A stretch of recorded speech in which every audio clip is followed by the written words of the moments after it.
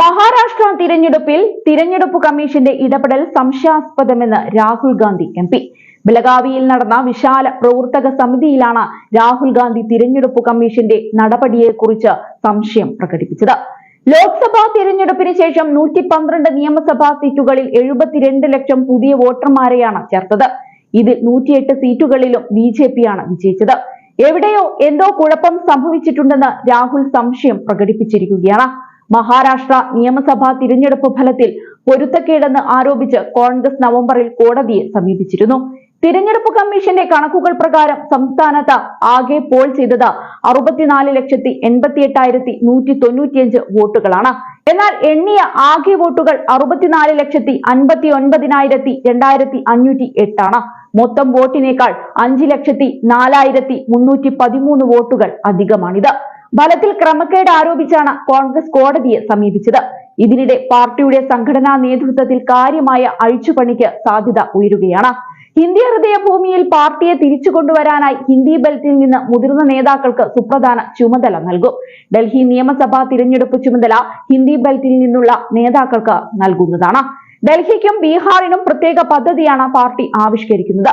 General secretary പദത്തിലേക്ക് party കൂടുതൽ ആളുകളെ പരിഗണിക്കുമെന്നും ഊഹാപോഹങ്ങളുണ്ട്. കേരളത്തിനും പ്രത്യേക കർമ്മ പദ്ധതി ആവിഷ്കരിക്കാൻ സാധ്യതയുണ്ട്. വരാനിരിക്കുന്ന നിയമസഭാ തദ്ദേശ തിരഞ്ഞെടുപ്പുകൾ മുന്നിൽ കണ്ട് തയ്യാറെടുപ്പ് തുടങ്ങും. ദളിത് OBC വിഭാഗങ്ങളിൽ നിന്ന് കൂടുതൽ നേതാക്കളെ നേതൃപദവിയിലേക്ക് എത്തിക്കും. അതേസമയം കഴിഞ്ഞ ദിവസം ഗാന്ധിജി ഛായാചിത്രം കയ്യിലേന്തി രാഹുൽ ഗാന്ധിയും മറ്റു നേതാക്കളും വീർ സൗദ പാർക്കിലാണ് ആദ്യം എത്തിച്ചേർന്നത്.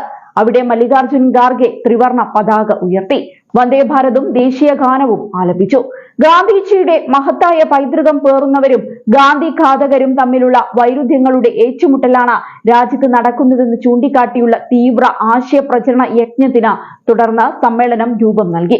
ഇന്ന് കർണാടക നിയമസഭയുടെ ശീതകാല സമ്മേളനം നടക്കുന്ന ബലഗാവിയിലെ നിയമസഭാ മന്ദിരത്തിൽ മഹാത്മജിയുടെ പ്രതിമ സ്ഥാപിക്കും.